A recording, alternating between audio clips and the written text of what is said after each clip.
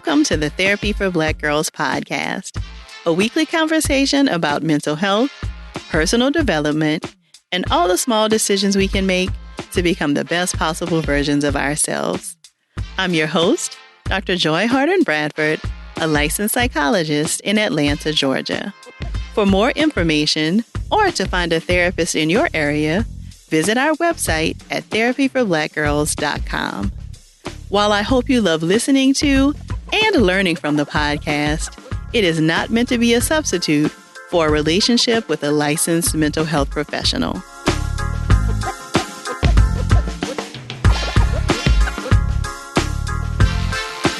Hey y'all. Thanks so much for joining me for session 153 of the Therapy for Black Girls podcast. Last week, through the generous sponsorship and support of MedIQ, I was able to have a conversation with Dr. Oni Blackstock, who is the Assistant Commissioner for the Bureau of HIV/AIDS Prevention and Control for the New York City Health Department. Dr. Blackstock has spent much of her career advocating for justice in medicine and is always so amazing at translating medical information so that it's digestible for everyone. She shared all the facts you need to know about what we currently know about COVID-19, tips on how to keep you and your loved ones safe, and what vaccine development looks like for the virus and how it would work once we have one.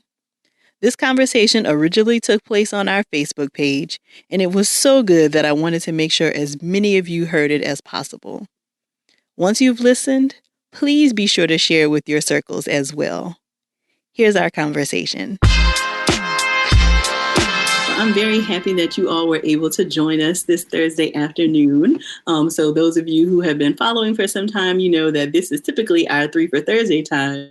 We have a very special guest with us, a returning special guest, Dr. Oni Blackstock. So I am Dr. Joy Harden Bradford. I'm a licensed psychologist and the founder of Therapy for Black Girls. And Dr. Oni Blackstock is the Assistant Commissioner for the Bureau of HIV Prevention and Control for the New York City Health Department. So welcome back, Dr. Blackstock.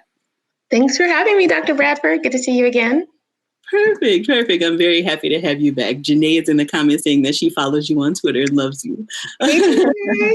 So today, Dr. Blackstock, the last time she joined us, we talked all about PrEP, the medication that is used related to HIV/AIDS. And today she is joining us to talk about all of the facts that we need to know about COVID-19. So we know how this is disproportionately, unfortunately, impacting our community. So we really wanted to make sure that we had a conversation with a physician who is doing the work on the front lines to kind of give us the factual information and to kind of get rid of any misconceptions that people are having. So I'm really thankful to the MedIQ team for partnering with us again to sponsor this conversation with Dr. Blackstock.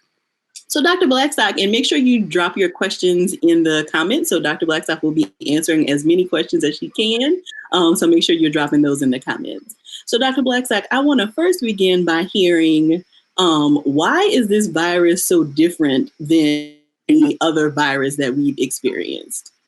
So Dr. Bradford said this is a novel virus, so a new virus, brand new.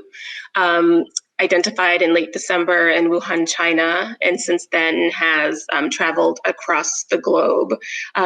This virus in particular seems more contagious than some of its predecessors, such as SARS and MERS, which people may have heard of in the past. And then also something that seems somewhat unique about it is that people can have infection with the coronavirus and novel coronavirus and not have any symptoms or have very mild symptoms. And so because of that, people may be spreading it to others without knowing. The SARS virus, the first one from back, I think in 2003, I believe, or 13, that virus typically caused like very significant respiratory symptoms. So if someone was sick, they knew it.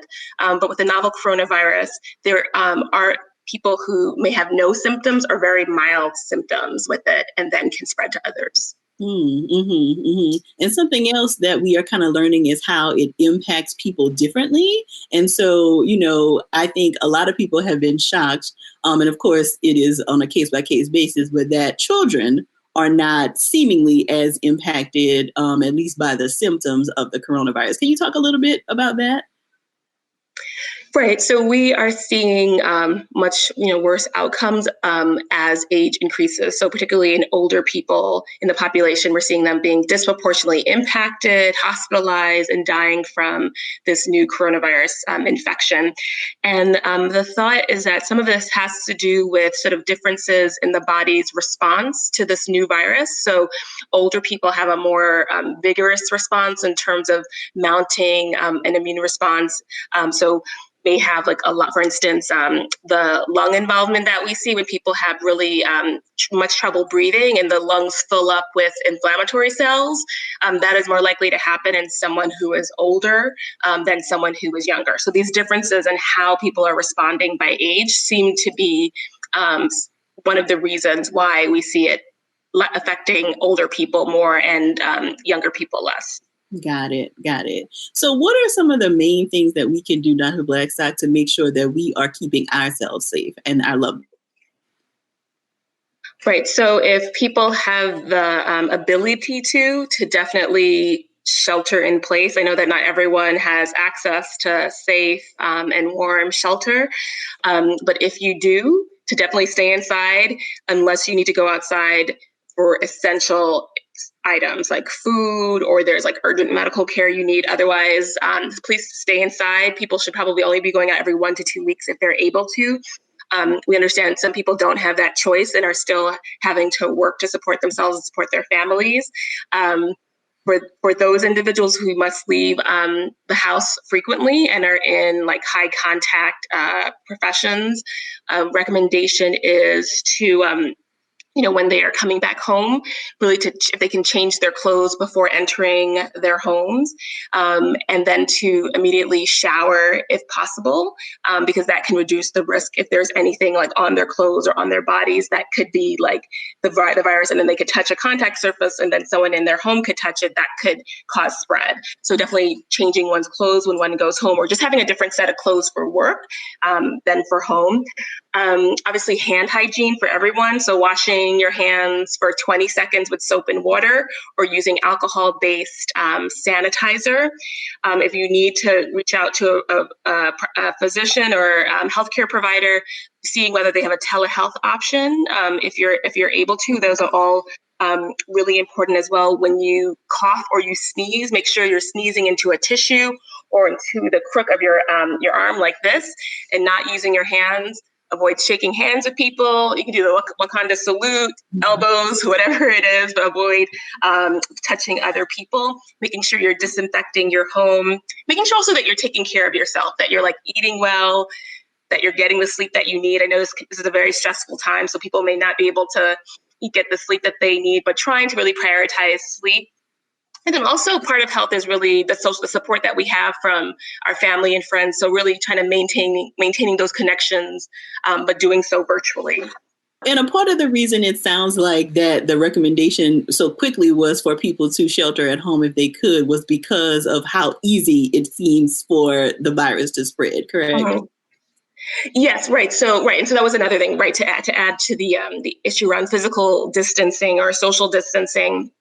And the whole idea is that, so this virus is spread when someone coughs, sneezes, or talks. It can be spread in terms of respiratory droplets. They're these little sort of droplets that have the virus in them, but they don't go further than 6 feet. Mm-hmm. And so that is the reason why we want people to have a distance of at least 6 feet from other people, because that way they won't be infected through droplets.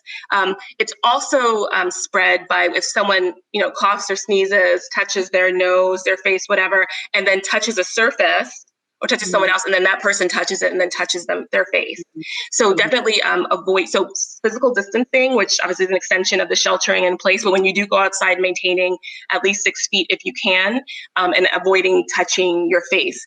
Also, I should add, depending on what jurisdiction you live in, I'm in New York City, and so the recommendation is for everyone, if they are in places where they cannot maintain a 6 feet distance, to wear a face covering. Mm-hmm. The face covering does not necessarily prevent someone from acquiring the novel coronavirus or COVID-19. it prevents them from passing it to someone else. Kind of, we said a lot of people may not have any symptoms and may be unknowingly transmitting it. So the face covering can help if you have coronavirus infection, may not know it, helps you to prevent you from passing it to others. Got it. So we have a question from Cynthia, who says, what about Black folks who are not exercising caution because they consider the virus a hoax? So I'm not sure how much you've heard about some of the misinformation around the coronavirus being related to 5G, to the telephone, systems and those kinds of things. Like, what kinds of things would you say about that? Yeah, I definitely want to make space for, concerns around this virus being a hoax, because I think that as Black people in this country, we have obviously been treated in a way that would make us sort of question what we're hearing from sort of larger authorities. And so one, to say, like, hold space for that, and the fact that this is not a hoax. This is like a very real virus that is really causing much illness and death around the globe.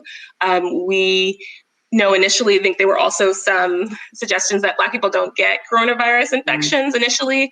And I think that had a lot to do with, like, we just didn't have access to testing for it. So that was why. And then people were saying it wasn't happening in Africa. I think also, again, now we're seeing Africa being impacted. And a lot of it is really about, do people have access to testing? And initially, the criteria to be tested very early on in this were very restrictive. So people had to have, like, travel to Wuhan, China, or Italy, and some other places that were being heavily impacted. And we know, many of us, some do travel, but many of us don't travel, and so we would be limited by those really strict criteria in terms of being able to get tested.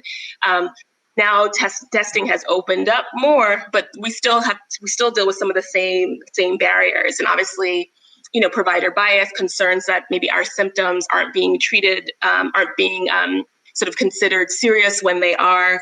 We do know there are beliefs that medical providers have, particularly white medical providers, that, Black people may have a different threshold for pain. And we know that these biases really impact the care that people receive. So I want to acknowledge counter narratives and beliefs around this potentially being a hoax, and those beliefs with the fact that this is something that's very real. And we want to make sure that that Black communities know this and are doing what they can to stay safe, recognizing there are lots of structural factors that make us very vulnerable to this. Good. I appreciate you being able to hold space for both of those things, right? Because that is a very real part of our history in this country, for sure. So you mentioned testing a little bit, and so I want to dive into that a little bit more, because you said that, like, testing has opened up, but we are also kind of seeing accounts on social media, and even I've heard from, like, friends and colleagues that they may have some symptoms, but they try to call around to try to find a test, and they're still kind of saying, like, oh, there are not enough tests, or you don't actually meet the threshold. So what kind of information would you share with us about testing? Right. So I would say just first, because I know everyone is listening or watching from different places throughout the country. So making sure you check with your local and state health department web pages to see sort of what testing is available and what are sort of the thresholds for testing where you live. Just saying that I think also private providers may be also doing something, different in terms of, like, who they're testing and whatever. So just putting that out there. But because testing has been limited, it has been reserved, at least where I am in New York City, for people who were sicker, who had more chronic medical conditions like diabetes and high blood pressure, people with very severe presentations, very short of breath. And so the priority has been to test those individuals. Because we want folks who have milder illness, if they're doing okay and they don't need medical help, we want them to stay home, to isolate themselves for a certain period of time, after which they won't be able to pass it on to others, and to do that. And that's sort of the way that we had been addressing this issue around the shortage of tests. Now we're seeing increases in resources putting for testing. And so hopefully we'll see some of those barriers lessen. And I'm happy also to talk about like there are different types of testing. There are two main types of testing. Okay, can you share that? People may have heard about. Sure. So there's molecular or PCR testing, and that testing is usually involving like a swab in up the nose. And also in the nostrils, sometime now in the saliva and sort of back in the throat. That testing is for if someone has an infection at that moment. So it's like, do I have coronavirus, COVID-19 right now? And so that's what that test helps to identify. We call it like acute infection. The reality is that none of these tests are 100% accurate. So it is possible, depending on how the specimen was taken or whatever, that someone who does have symptoms that are very consistent with COVID-19 could test negative. And then it's also possible that you could have a false positive. So just to say that like they're not 100% accurate, but typically if someone tests positive and they have symptoms consistent, we say that that is coronavirus, COVID-19. There's also testing, antibody testing or serologic testing.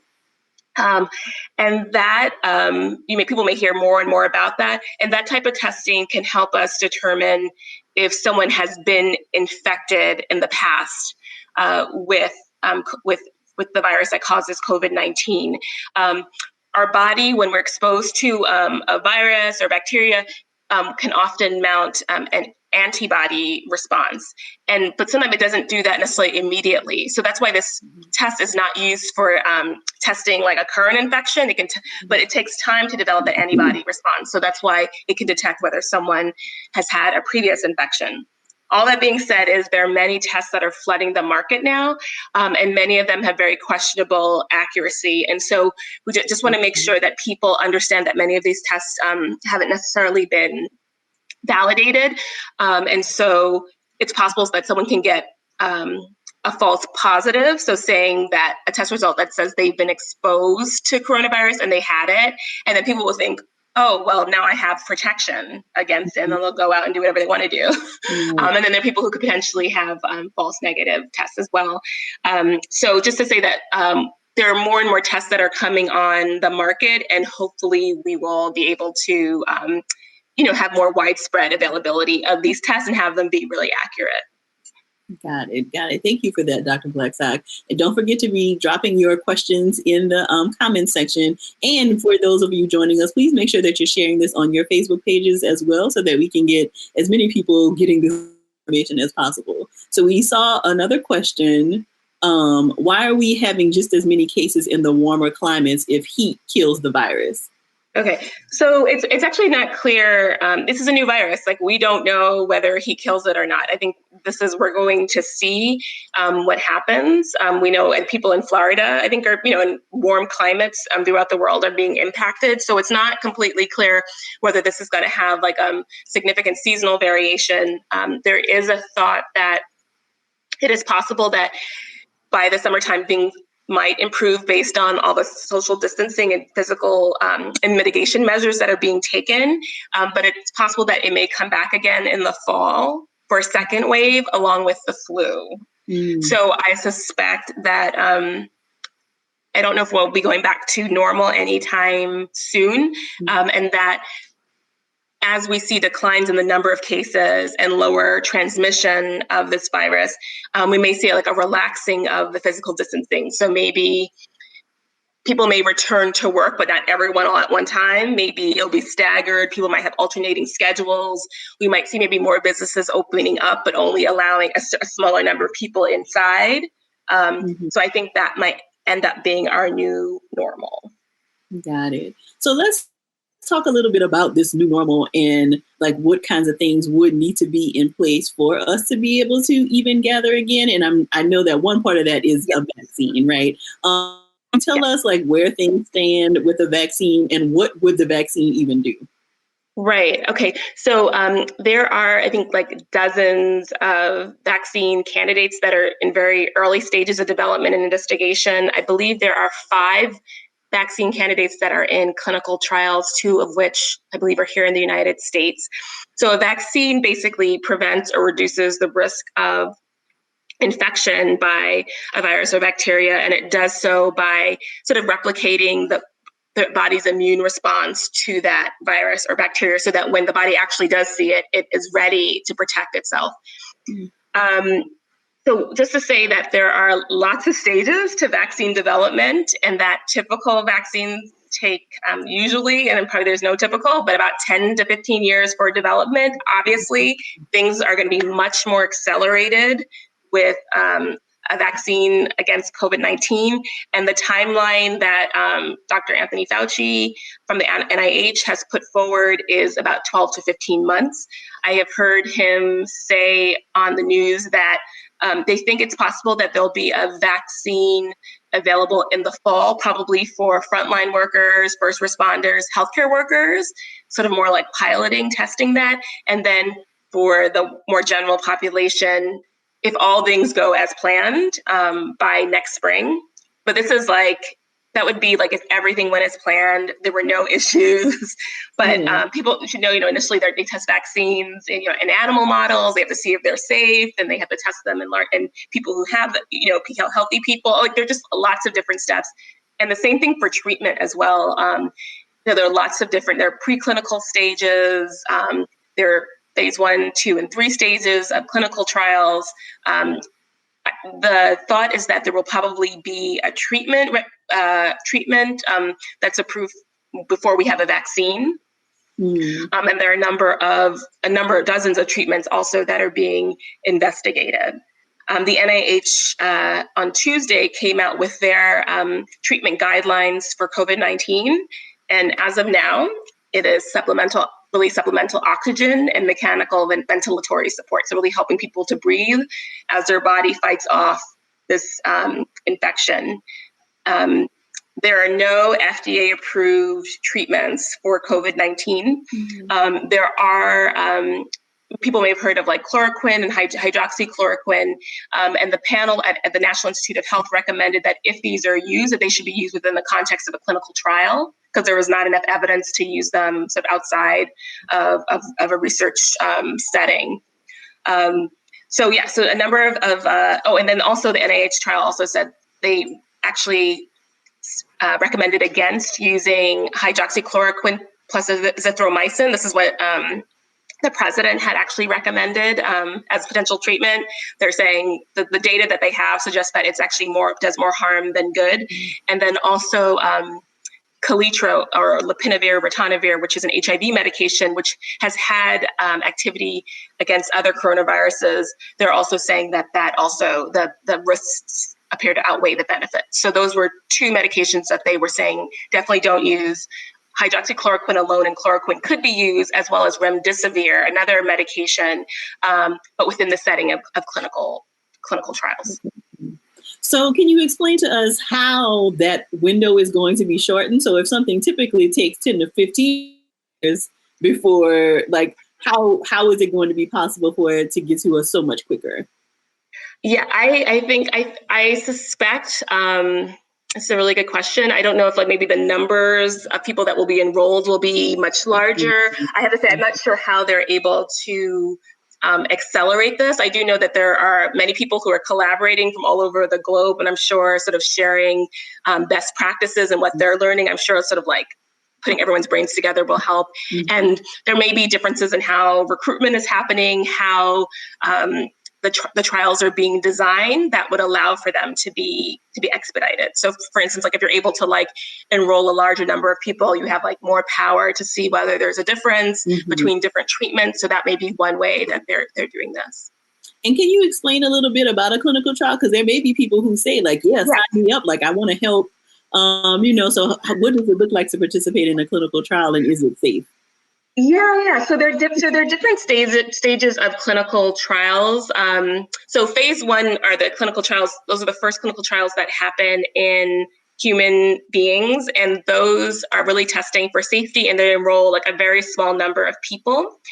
And then that goes all the way up to phase 3 trials, which are really the trials around enrolling a large number of people. And those are looking at sort of how efficacious, how well does this treatment work? And also looking more, again, at safety, at different side effects that people are having. And phase 3 is what's needed usually to get FDA approval. or a license to be able to market the medication. So I suspect, like, I'm online and I can like look for resources afterwards, but there are probably opportunities to take part in treatment trials. Treatment trials are likely going to be happening in hospital settings already. So if someone is hospitalized, treatment will probably be for those folks who have very severe disease right now. And then for vaccine trials, I can look and see if the NIH or any other entities have, I'm sure there's stuff online so people can volunteer to be part of these trials. And then there are also a number of studies that are going on where, and these are also related to treatment, people who have had COVID-19, and can give their serum, and have the antibodies from that taken so that they can be also used as part of clinical trials for treatment to see if they can treat or protect people from COVID-19. Got you. Okay. So Jessica, for families that have had a family member in their household test positive for COVID-19 and have recovered and returned to work, should extra precautions still be taken by the family members who have not contracted the virus in that time? Would it be advised for the family member who has to return to work to continue working?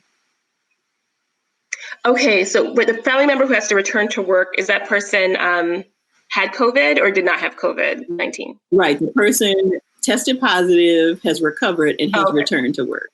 So there is data to suggest that most people who have COVID-19 probably stop shedding virus, meaning they can't pass it to other people, probably after 8 days after symptom onset, after they start having symptoms.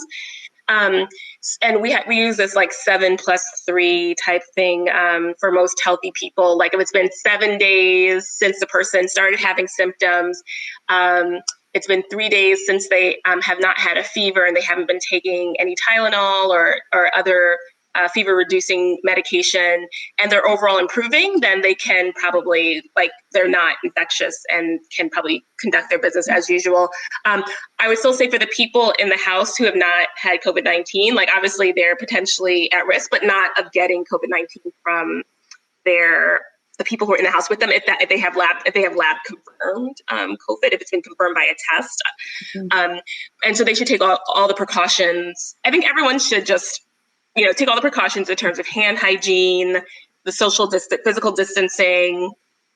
When you sneeze, use your elbow, all of that. Everyone should just continue doing that because we don't know because it's possible that the people in that house, because they were living with someone who had COVID-19, they actually may have had it already. Mm-hmm. We don't know. Right. So it's just safe to act like we all could potentially have it and just to protect ourselves and other people. Got it. Another question, can we realistically expect to travel out of the U.S. this year? Oh, it's a good question. I don't know. I don't think anyone can predict the future. I think everyone should try to, if they can, hunker down, stay put, because we are literally hiding from this virus, right? We're in our homes. If we're fortunate to have a home that's safe and warm. And I think that to the extent that we can, to continue physical distancing. And this will also give us time in many jurisdictions to ramp up other initiatives. So there's going to be, at least in New York City, a lot of resources put behind case investigation and contact tracing. So once we have many fewer cases, we can have disease detectives go out, and if someone is test positive, they can go and talk with their contacts. The people who've been in contact with them, they could put them potentially or make sure that they isolate themselves. So then it'll be a much more manageable number of people that we can directly work with to ensure that they also are not passing the virus on to other people. We'll also, hopefully, there'll be a time to develop a treatment, develop a vaccine. So I think we need to use these non-pharmaceutical interventions, like the physical distancing, until which time we have robust treatment and vaccine available. So I think there'll probably be a tightening and a loosening and a tightening of physical distancing. So I think it'll loosen. We might then see a recrudescence or an increase in cases, and then we'll have to tighten up again. And so it may be like that for a while until we have vaccine and treatment. Dr. Blackstock, I had also seen something, I'm not sure where, about, if you've contracted COVID-19, like the possibility of getting infected with it. So people were kind of thinking like it's like the chicken pox, right? Like where you have it once and then you don't ever get it again. Can you talk a little bit about that? Do we know enough yet to know if you'll be able to get reinfected? Right. So typically with many viruses, like once you've been exposed, you develop some level of immunity or protection to that virus.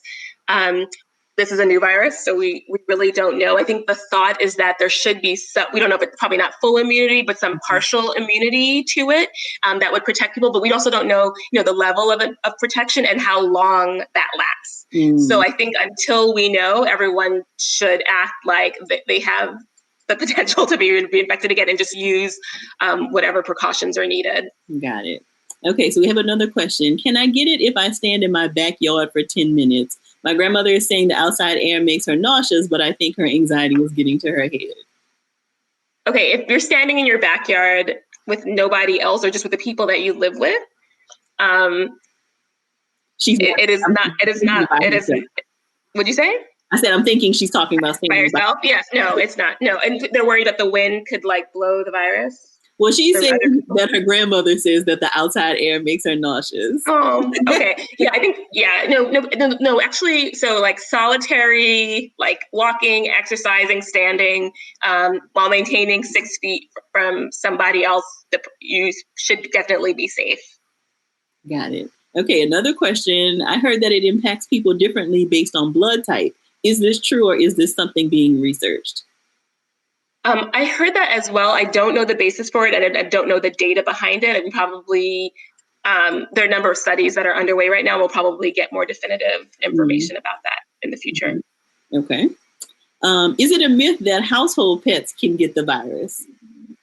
Yeah. No, it's not a myth. So apparently, and I can probably post to your page, Dr. Bradford, an info sheet from our health department in New York City about pets and COVID-19.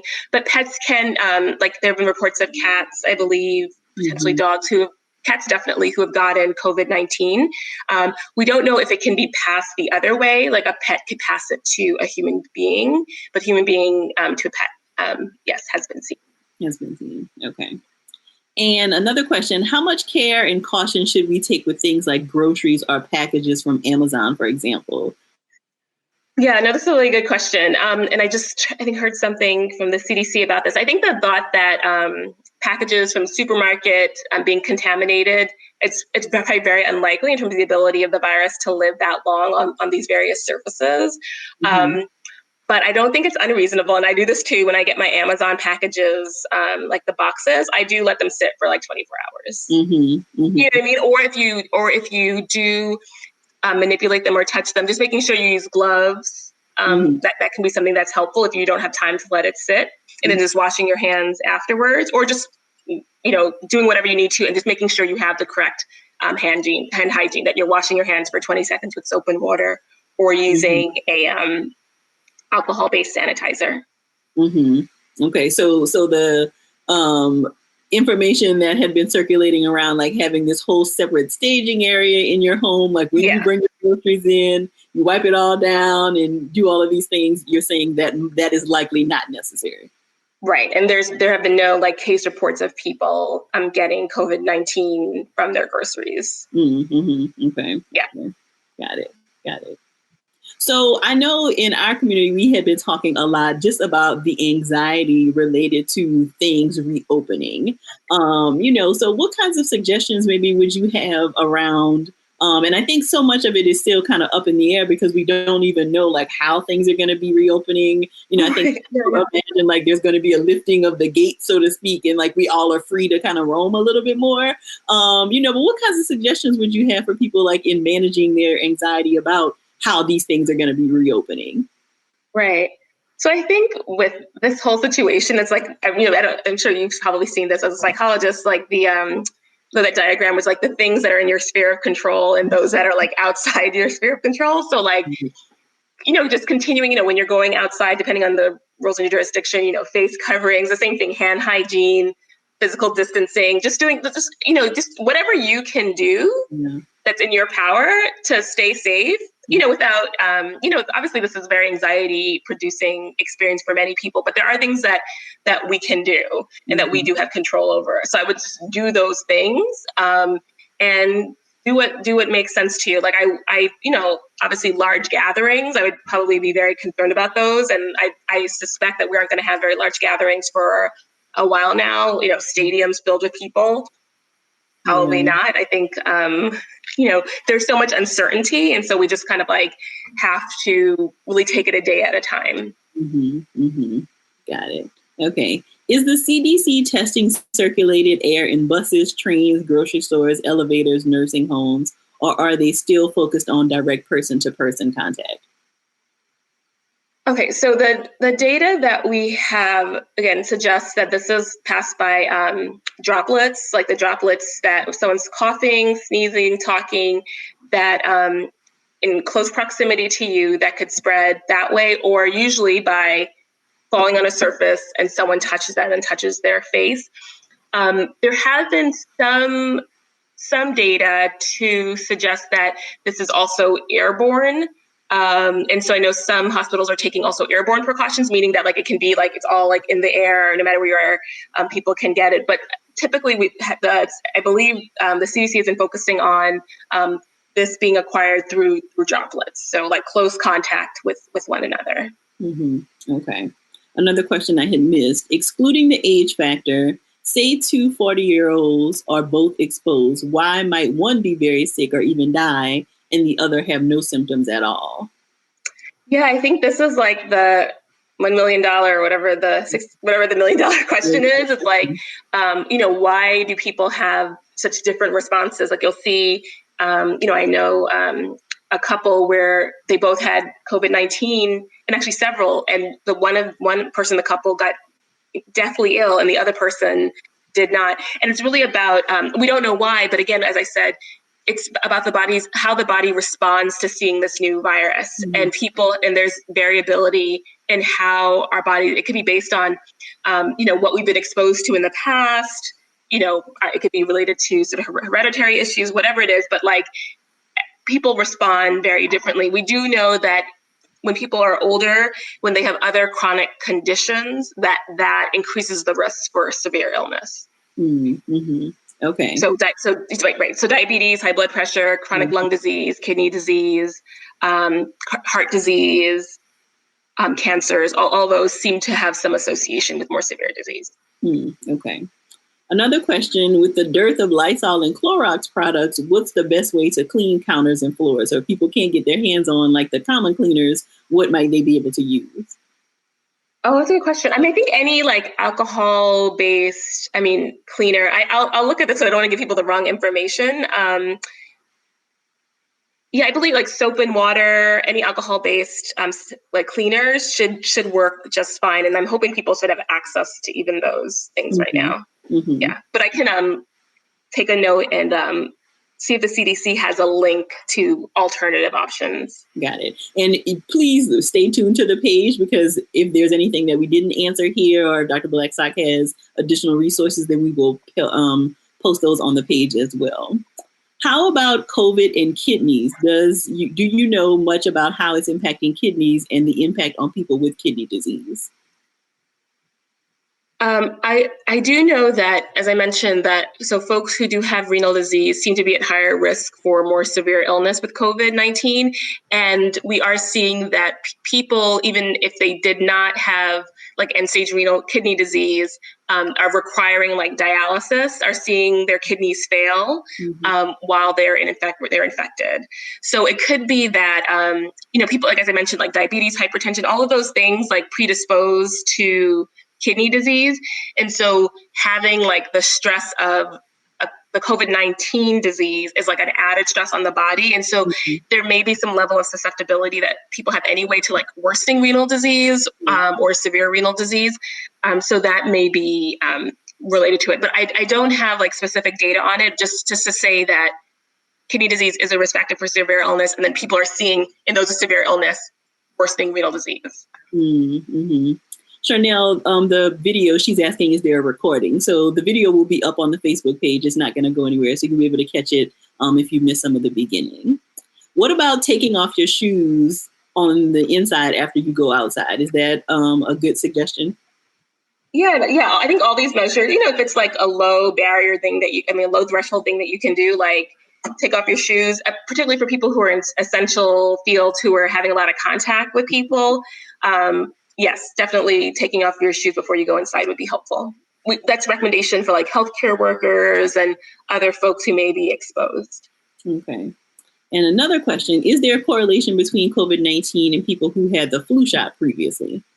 So I am not aware of any studies that have looked at this. And just to my knowledge, they're different viruses. So I would suspect there is not an association, but I don't know. There's a lot that's unknown, and we should probably be getting more answers as the months go along. Okay. Okay, great. To see Allison put the link for the CDC website that has more information around cleaning and disinfection. So thank you. If folks can see that, that's great. Thank you, Allison. Okay, so, and you and I, Dr. Blackstock, were talking about this a little bit before we started recording. Tanisha is saying, I'm hearing a bit about amputation being related to COVID. Can you speak a little bit to that?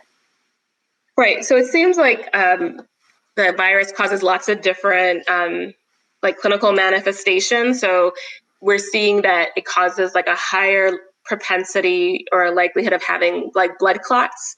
And again, this is like all new information that people are seeing. And so blood clots can affect the blood flow to certain parts of the body. And so if someone is having blood clots related to COVID-19 and is affecting the blood flow to certain parts of the body, for instance, a leg, and that area has been compromised in some way, then that would lead to a need for amputation. Mm-hmm. Yeah, so it really is all about like what the clinical presentation looks like. It looks so many different ways, it seems. Exactly, right. Like we were talking about the COVID-19 toes, which seems to be like related potentially to like inflammation, potentially in the blood vessels. I think again, all of this is new, and I think researchers are trying to like answer these questions and really understand all the different ways that this virus can present. Mm-hmm. Yeah, and I do think that poses an interesting kind of predicament, right? So let's say you start experiencing some symptoms because this kind of looks so different. You start experiencing some symptoms, some of which we've heard are related to COVID-19, but maybe some of which are not. What are some of the first steps? So should we try to like make a virtual telehealth appointment with our primary care doctor? Like, what if we have some of these symptoms, we can't get a test? Like, what are some of the steps people should take? Yeah, no, I definitely think if someone has any concerns, they should, regardless, reach out to their clinical provider, and preferably via a telehealth option. I mean, we do know that most people tend to present with like fever, cough, shortness of breath. Some people have sore throat. We talked about loss of taste and loss of smell. Older people, like the very elderly, can present with like disorientation and confusion, or maybe a fall. Like they may not necessarily have like a focal symptom, like a cough. Mm-hmm. And so just to be like aware of that. So I think there are presentations that we know are like much more common. If someone has like something that like they're worried about, I think it's very reasonable to reach out to a healthcare provider. And are there certain symptoms that would indicate to you like this is absolutely the time where you need to go to a hospital? Yeah, you're right. So if someone is having substantial difficulty breathing, that would be an indication if someone is seeing like bluish like tinge or purple, and maybe manifest differently on us who are darker brown colored, are seeing in your palms, you can see bluish color when the oxygen level gets low. Definitely an indicator to get help. If you're having persistent chest pain, definitely get help. One thing that we're seeing that's like very unique to this virus is that people can look normal, not in any distress, and have very low oxygen levels, and then suddenly deteriorate. And so that's why I'm saying just like looking for other indicators of low oxygen level, like the bluish color in the hands. And if people are feeling short of breath, like definitely get urgent help or emergent help. Okay. And then we have, it looks like one more question. What are the numbers for those who are being diagnosed with COVID-19 and who have diabetes in terms of a survival rate? Do you know those numbers? Yeah, I don't know those numbers offhand, just that diabetes increases the risk that someone will be hospitalized and die from COVID-19. So that's what we do now. So I would suspect, I think when we're looking at studies of people who have been hospitalized or died from COVID-19, we are seeing high prevalence of diabetes. Okay. So couple more questions. Yes, we have a few more minutes, so get those last minute questions in. Are there currently more than one strain known? So I was reading that this virus mutates or changes very slowly, and so there are multiple strains of it, but I don't think like tons of it, and they're also not seeing it change in terms of its, like you say, virulence or sort of how deadly or powerful it is. We're not seeing those changes like some other viruses that can change much more rapidly. So as of now, not tons of variation, and it doesn't seem like the virulence or the deadly nature of it is also changing very much.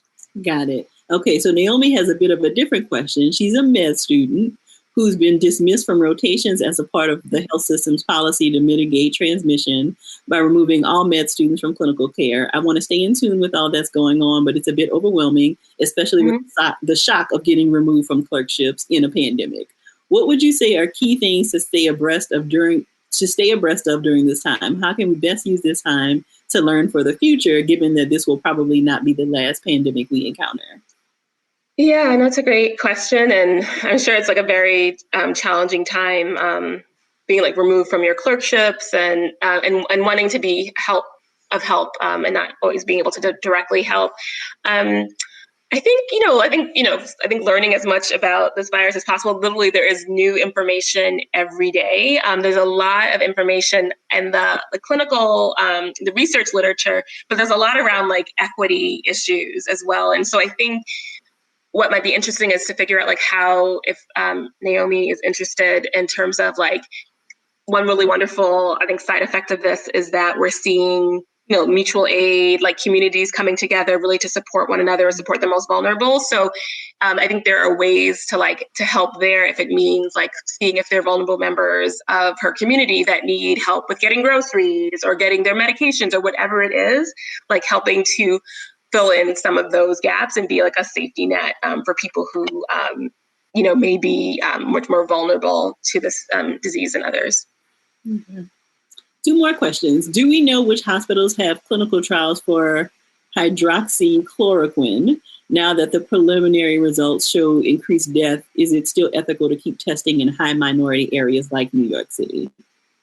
Yeah, I was saying that the NIH had recommended, specifically for chloroquine or hydroxychloroquine, if anyone, that people only receive it within the context of a clinical trial. And I believe someone I saw had posted in the chat link to the clinicaltrials.gov website. So thank you to whoever did that, because that will have a list of the most up-to-date list of clinical trials that are happening with respect to hydroxychloroquine and other agents that are being looked at for COVID-19 treatment. Okay, and then one final question. Would the blue color be consistent across all extremities at the same time? How would you distinguish that from Raynaud's disease? So the blue color would be like in your hands, like all of your hands, and potentially your lips. Raynaud's is typically causes the arteries to constrict. So people tend to actually, I think, lose color in the tips of their fingers, and it causes pain. So I would say that's like the difference. That it causes pain in Raynaud's and not. It can be painful, and it causes I believe because it affects the blood flow. It would be more like it wouldn't be blue. It might be like white, like a light color, like because it's like no blood flow. Whereas when you are, we call it cyanotic, when the oxygen levels are low, the blood is still getting everywhere. It's just the level of oxygen is low. And so what that comes off is that for people who are darker skin colors, we would see like a bluish hue to our palms and maybe like our lips. People who have lighter color might actually see more of their skin being blue. Perfect. Well, thank you so much for all of this incredible information, Dr. Blackstock. I really appreciate you sharing with our community today. Can you tell people where they can find you online if they want to stay connected to what you've been doing? Sure. I post a lot on Twitter. So my Twitter handle is at DRONIBEE, at Dr. Oni B. So, yeah. Yes, and we'll share that. Thanks so much for having me, Dr. Bradford. Yes, absolutely. We'll share all of that in the comments as well. Thank you again to MedIQ for sponsoring this conversation. I really appreciate making this happen for our community. Like I said, the video will be saved here on Facebook so you can catch it. Please share with all of your circles so that they can get this incredible information from Dr. Blackstock. I hope that you all have an incredible rest of your day and a great weekend, and we will see you all next Thursday. Take care. Stay safe. Bye-bye, everyone. Bye, Dr. Bradford. Bye. I'm so thankful for the work that Dr. Blackstock and so many other incredible healthcare professionals are doing. Please remember to share this episode in your circles and on Twitter or in your IG stories so that as many people have the information as possible. Remember that if you're looking for a virtual therapist in your state, check out our therapist directory at therapyforblackgirls.com/directory. And if you want to continue digging into this topic and meet some other sisters in your area, come on over and join us in the Yellow Couch Collective, where we take a deeper dive into the topics from the podcast and just about everything else. You can join us at therapyforblackgirls.com/YCC. Thank y'all so much for joining me again this week. I look forward to continuing this conversation with you all real soon. Take good care.